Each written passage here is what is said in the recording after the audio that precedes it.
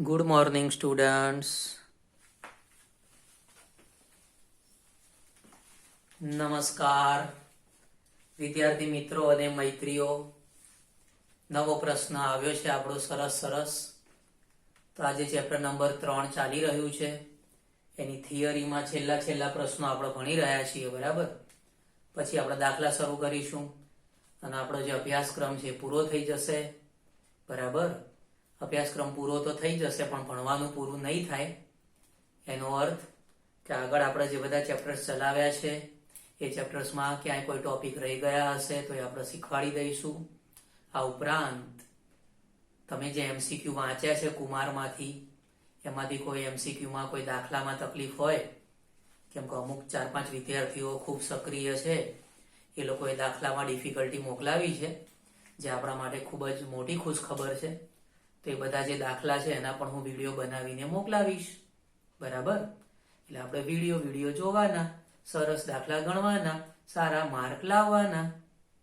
Okay, તો એ રીતે આપણી સિસ્ટમ કામગીરી કરશે.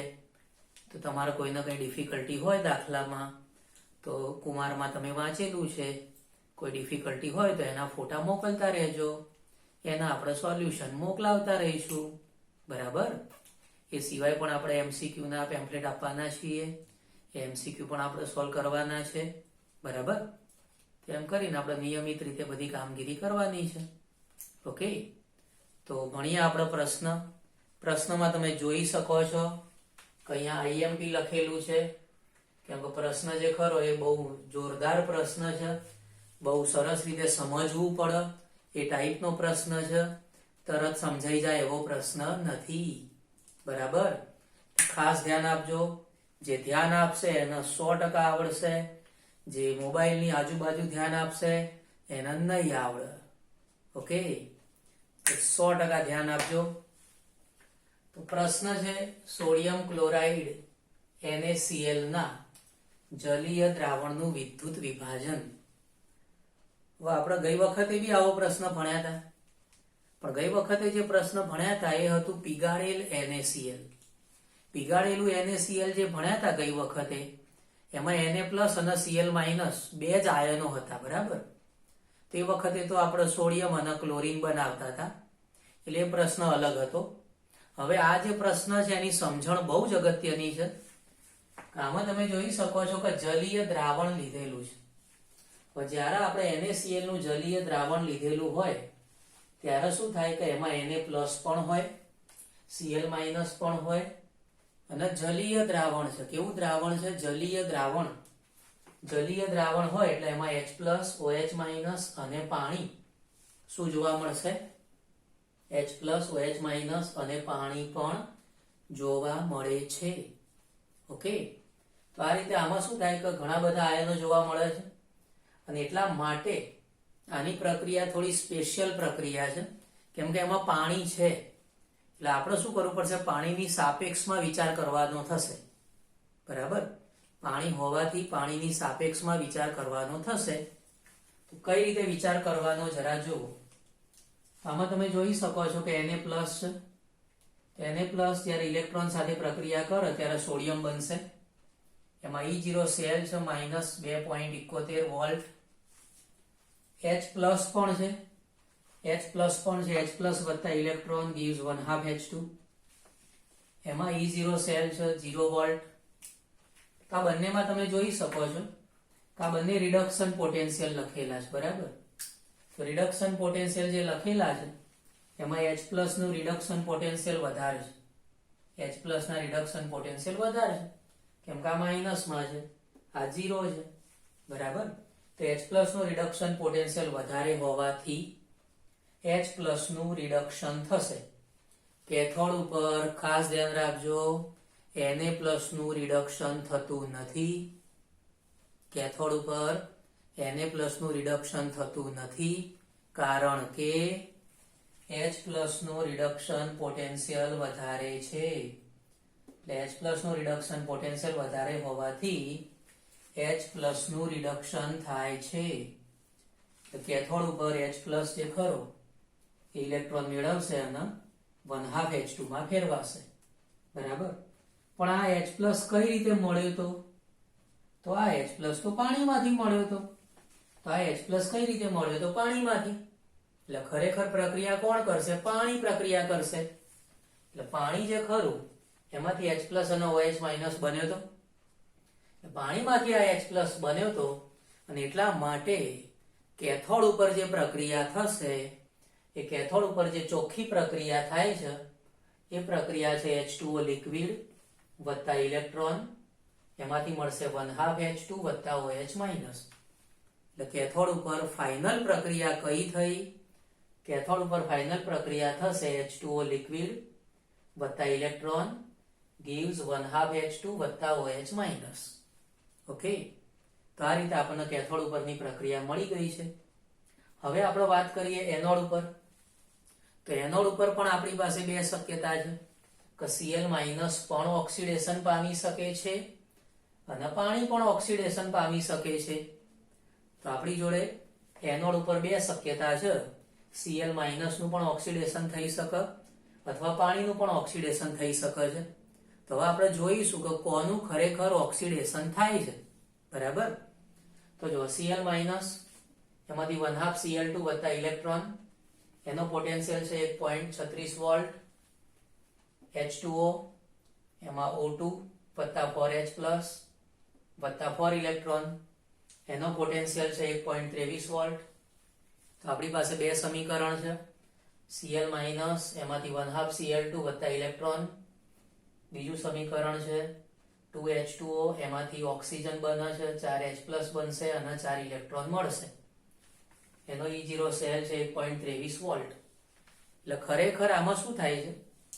ખરેખર જોવા જઈએ એનોડ ઉપરની પ્રક્રિયાની વાત છે કે ખરેખર ધારો કે આપણે જોવા જઈએ એનોડ ઉપરની પ્રક્રિયામાં તો આ જે ખરા ને રિડક્શન પોટેન્શિયલ છે, આ કયા છે? Reduction potential. એનું ઊંધું કરો તો તમને શીખવાડેલું છે ઓક્સિડેશન પોટેન્શિયલ મળી જાય. એનું ઊંધું કરો તો ઓક્સિડેશન પોટેન્શિયલ મળી જાય. એટલે ખરેખર શું થવું જોઈએ અને શું થાય છે એ ખાસ ધ્યાન રાખવાનું છે. ખરેખર શું થવું જોઈએ કે આ પ્રક્રિયા જે ખરી ને એમાં ઓક્સિડેશન પોટેન્શિયલ વધારે છે.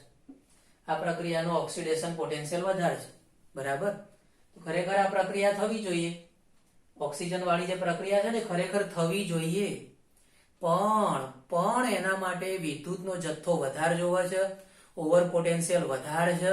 ઓવર પોટેન્શિયલ વધારે હોવાથી આ પાણી વાળી પ્રક્રિયા થઈ શકતી નથી. ઓક્સિજન વાળી જે પ્રક્રિયા છે એમાં ઓવર પોટેન્શિયલ વધારે છે. ઓવર પોટેન્શિયલ વધારે હોવાથી આ પાણી વાળી પ્રક્રિયા થઈ શકતી નથી. ઓકે, એટલે પ્રક્રિયા કઈ થશે? આ બંનેમાંથી એનોડ ઉપર ક્લોરીન વાળી પ્રક્રિયા થશે. આ બંનેમાંથી એનોડ ઉપર Cl- વાળી પ્રક્રિયા થશે. ઓકે, તો Cl- વત્તા 1/2 Cl2 એમાંથી ઇલેક્ટ્રોન મળશે. ઓકે, તો Cl- માંથી 1/2 Cl2 અને ઇલેક્ટ્રોન મળશે. તો ફાઇનલ શું થયું? ફાઇનલ શું થયું? તો ફાઇનલ જે થયું ને આ થયું. ફાઇનલ શું થયું? તો કે સાહેબ ફાઇનલ આ થયું. ફાઇનલ પ્રક્રિયા આ છે. ફાઇનલ પ્રક્રિયા સમજાવું તમને. ફાઇનલ પ્રક્રિયાનું પહેલું સ્ટેપ. ફાઇનલ પ્રક્રિયાનું પહેલું સ્ટેપ કે NaCl તમે ઓગાળ્યું છે. ફાઇનલ પ્રક્રિયાનું પહેલું સ્ટેપ તમે જોઈ શકો છો, હું NaCl ઓગાળી રહ્યો છું. ફાઇનલ પ્રક્રિયાનું પહેલું સ્ટેપ કે NaCl પાણીમાં ઓગળશે એટલે Na+ અને Cl- બનશે. ઓકે, પછી એમાં કેથોડ ઉપર શું થયું? તો કેથોડ ઉપર આ સમીકરણ લાગુ પડશે. આપણે હમણાં જ સમજેલા છે, આ ચોખ્ખી પ્રક્રિયા છે, કેથોડ ઉપર થશે. એટલે કેથોડ ઉપરની આ પ્રક્રિયા છે. બરાબર, આ પ્રક્રિયા થશે કેથોડ ઉપર. ઓકે, એટલે H2O વત્તા ઇલેક્ટ્રોન 1/2 H2 વત્તા OH માઇનસ. આ સેમ પ્રક્રિયા અહીંયા લખેલી છે, સેમ પ્રક્રિયા લખેલી છે. બરાબર, H2O વત્તા ઇલેક્ટ્રોન gives 1/2 H2 વત્તા OH માઇનસ. એનોડ ઉપર શું થયું? અહીંયા આપણે હમણાં જ સમજ્યા કે એનોડ ઉપર Cl- વાળી પ્રક્રિયા થશે. એનોડ ઉપર Cl- વાળી પ્રક્રિયા થશે એટલે Cl- એમાંથી 1/2 Cl2 વત્તા ઇલેક્ટ્રોન. Cl- એમાંથી 1/2 Cl2 વત્તા ઇલેક્ટ્રોન.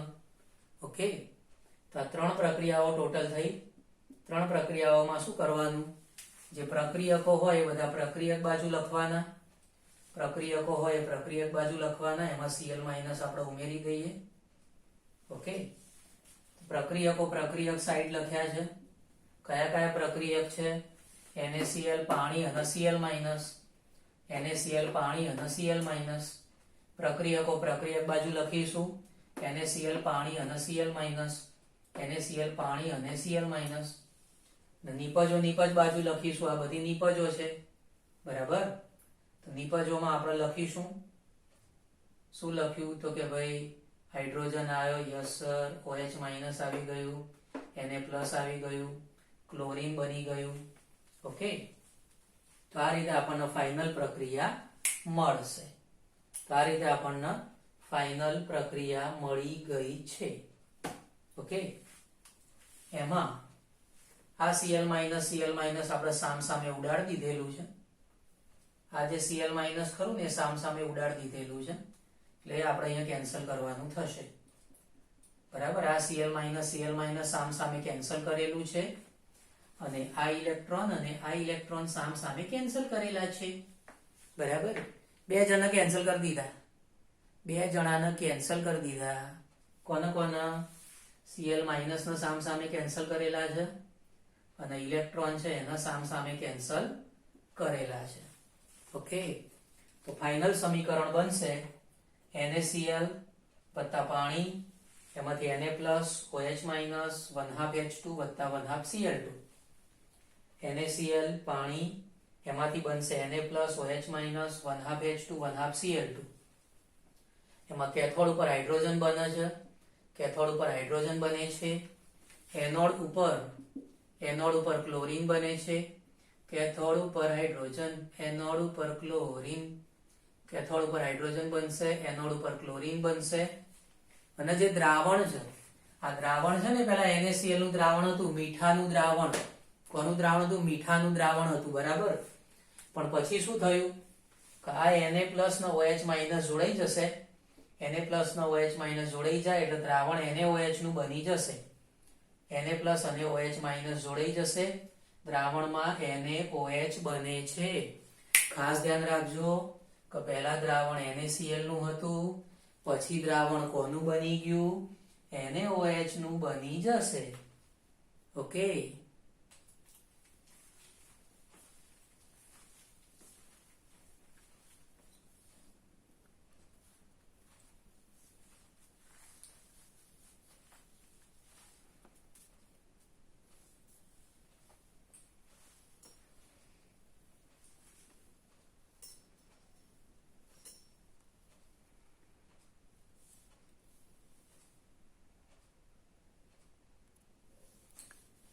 નવો મુદ્દો સમજીએ.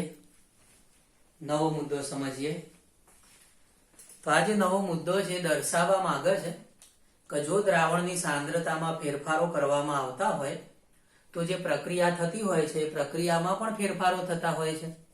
જો દ્રાવણની સાંદ્રતામાં ફેરફારો કરીએ તો રાસાયણિક પ્રક્રિયા જે વખતે થવાની હોય છે એ વિદ્યુત વિભાજન વખતે થતી પ્રક્રિયામાં પણ ફેરફાર થશે. દ્રાવણની સાંદ્રતા બદલવાથી વિદ્યુત વિભાજન વખતે થતી પ્રક્રિયામાં ફેરફાર થશે, બરાબર. એક્ઝામ્પલ છે સલ્ફ્યુરિક એસિડ. સલ્ફ્યુરિક એસિડ એટલે તમને ખબર જ છે H2SO4 એટલે સલ્ફ્યુરિક એસિડ.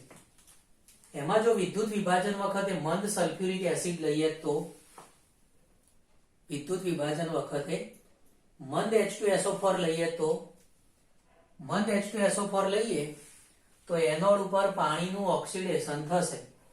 મંદ H2SO4 લઈએ તો એનોડ ઉપર પાણીનું ઓક્સિડેશન થશે એટલે 2H2O, એમાંથી મળશે ઓક્સિજન વત્તા 4H પ્લસ વત્તા 4 ઇલેક્ટ્રોન.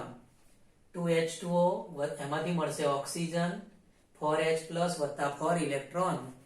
એમાં E0 સેલ છે 1.23 વોલ્ટ. જો સાંદ્ર H2SO4 લઈએ તો સાંદ્ર H2SO4 લઈએ તો એનોડ ઉપર આ પ્રક્રિયા થશે 2SO4 2- એમાંથી મળશે S2O8 2- વત્તા 2 ઇલેક્ટ્રોન. 2SO4 2 માંથી મળશે S2O8 2 વત્તા 2 ઇલેક્ટ્રોન. એનો E0 સેલ છે 1.56 વોલ્ટ. ઓકે, 2SO4 2 એમાંથી મળશે S2O8 2 વત્તા 2 ઇલેક્ટ્રોન. E0 સેલ બરાબર 1.96 વોલ્ટ. ઓકે, તો આ રીતે સરસ રીતે બંને પ્રક્રિયાઓ મોઢે રાખજો. મંદ H2SO4 હોય તો એનોડ ઉપર પાણીનું ઓક્સિડેશન થશે. મંદ H2SO4 હોય તો એનોડ ઉપર પાણીનું ઓક્સિડેશન થશે. સાંદ્ર હોય તો SO4 2 નું ઓક્સિડેશન થશે. મંદ H2SO4 હોય તો એનોડ ઉપર પાણીનું ઓક્સિડેશન થાય. સાંદ્ર H2SO4 હોય તો એનોડ ઉપર SO4 2 નું ઓક્સિડેશન થશે.